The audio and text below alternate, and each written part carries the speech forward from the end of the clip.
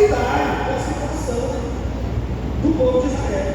Lá no versículo 19, no capítulo 1, nós vemos que havia carros de ferro e os judeus não puderam enfrentar aquele tipo de arma de guerra. Por quê?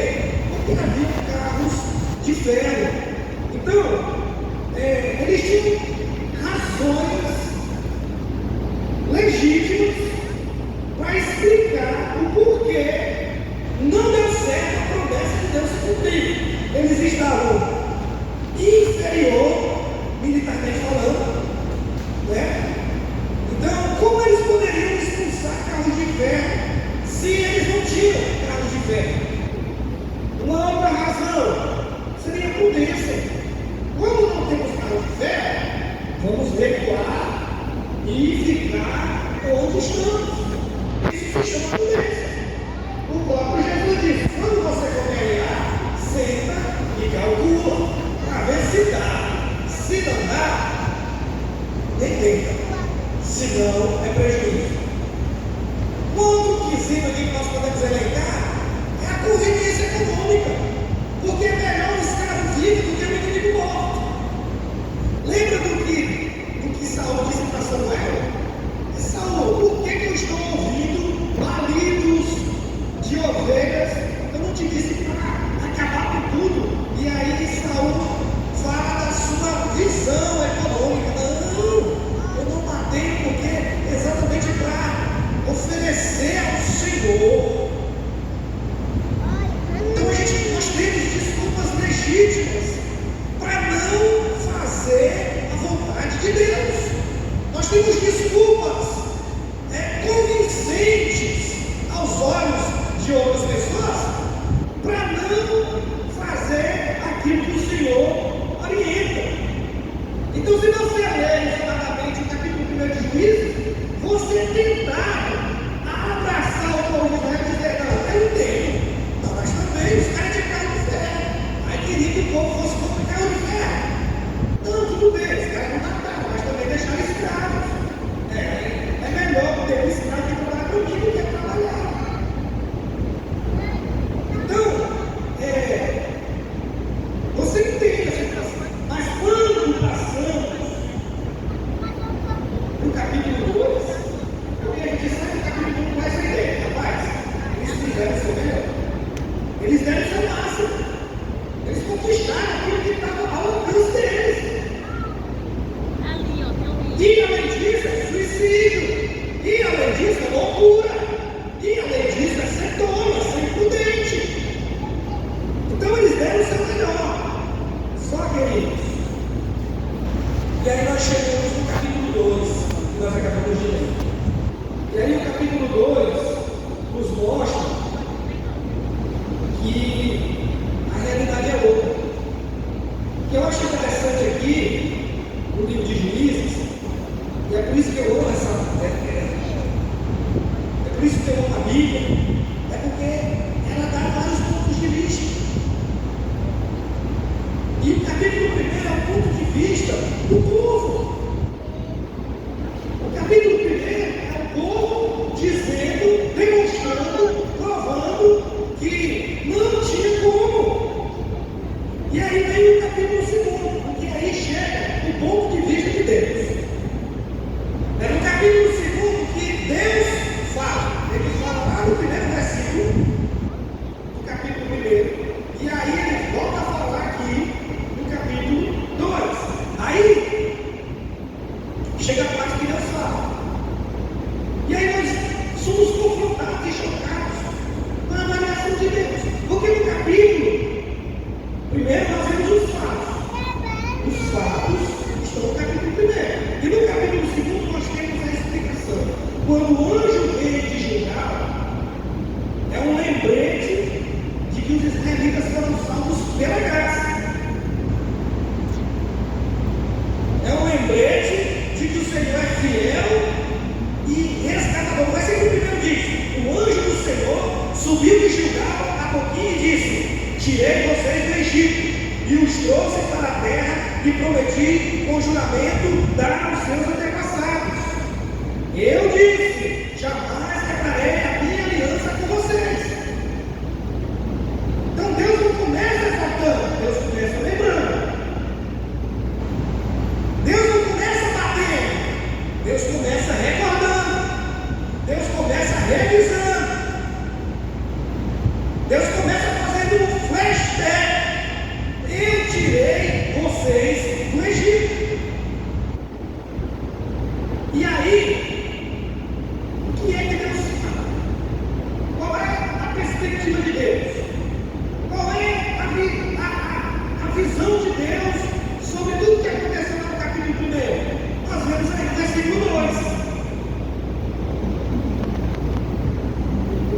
E vocês não farão acordo com o povo desta terra, mas demolirão seus ataques. Aí agora, por que vocês não me obedeceram? Então, enquanto no capítulo 1 a gente é levado a pensar que eles deram o seu melhor, eles fizeram o que estava no limite, no alcance. Não, eles foram, só que não deu, os caras tinham carro de ferro. Essa é a opinião do povo e essa é a visão que a gente é convidado a abraçar no capítulo 1. Só que Deus chega e diz: não é que vocês não deram, é porque vocês não quiseram. E o tema dessa palavra, irmãos, o tema dessa palavra de hoje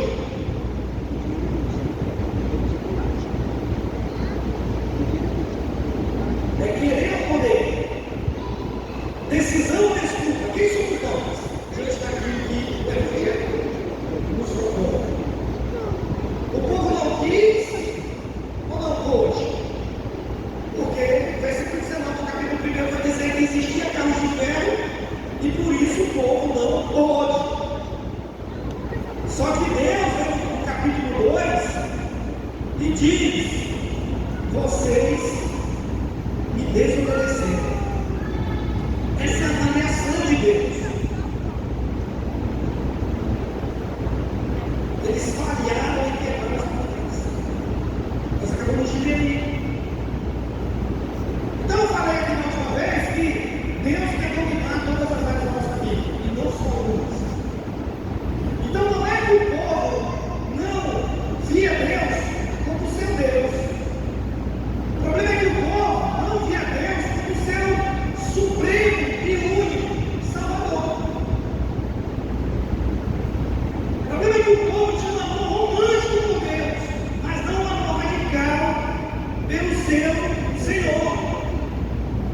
Então Deus não quer reinar em algumas áreas das nossas vidas, irmãos. Ele quer reinar no todo. Não é que eles rejeitaram totalmente a Deus, é que eles não o aceitaram totalmente. Eles abraçaram o evangelho de concessões, o evangelho de asteriscos, uma obediência parcial que é desobediência. Não existe obediência em partes. Ou você é radical, ou você vai ouvir isso de Deus, porque você não me obedeceu. Porque você me desobedeceu. Ah, Senhor, mas é porque eu não posso. Mas a verdade é que eu não quero. Não é que eu não posso, eu não quero.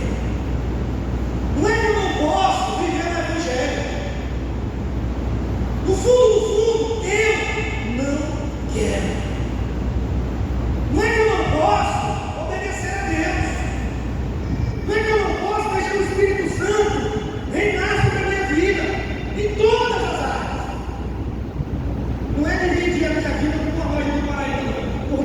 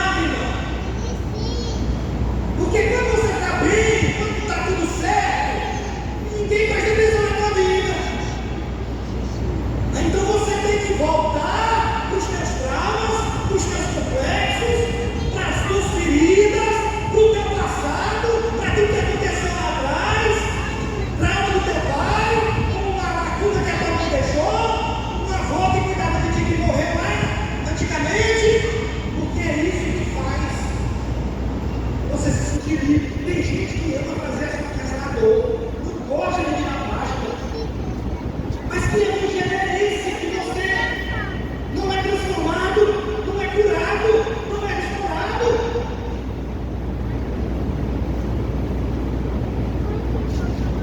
Não posso ou não quero?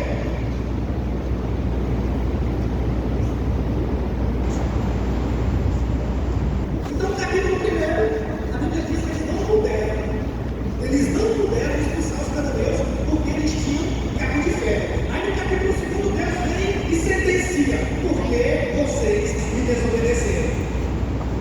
Então há uma aparente contradição, porque essencialmente os israelitas disseram: Senhor, nós não podemos. Aí Deus chega no capítulo 2 e diz: não é que vocês não puderem.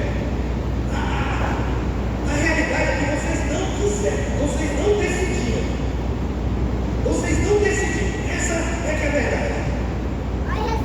Então, irmãos, vale a pena nos perguntar: aonde eu estou dizendo que não posso? Qual é a área da minha vida que eu insisto em dizer que não posso e o ego que vem do céu diz: não é isso, não é isso, não. Você não quer. Eu já te mostrei, eu já falei contigo, eu já te dei as ferramentas. Você é que não decide. Eu tenho uma frase agora há pouco, a mulher do Theo Hayashi não postou. A frase diz o seguinte: se você tem um vício, você não tem uma fraqueza, você tem um ídolo. A Bíblia diz isso. Aquilo que me torna escravo é o meu Senhor. Se eu sou escravo do pecado, o meu Senhor é o pecado. Eu posso vir aqui, levantar minha mão, cantar que o Senhor é rei. O pecado se clama, mas cantar. Mas tu sabe que o rei da tua vida é sua, porque eu não posso. Não é que você não pode, é que você não quer. Como é que nós tratamos nossos erros? Deus vê que qualquer falha em obedecer é uma falha de lembrança. Não tem que Deus diz aí: olha, eu tirei vocês do Egito. Eu tirei vocês do Egito, eu fiz uma aliança com vocês. Eu disse para vocês quebrarem os altares.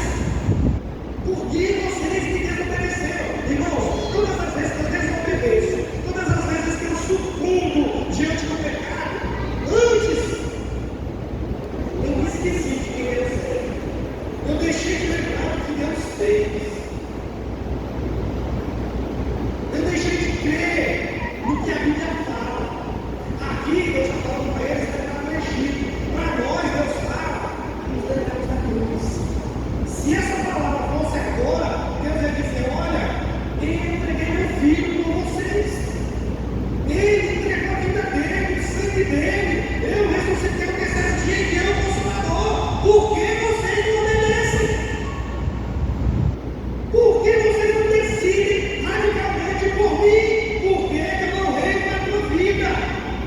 Por que tu não consegue abandonar?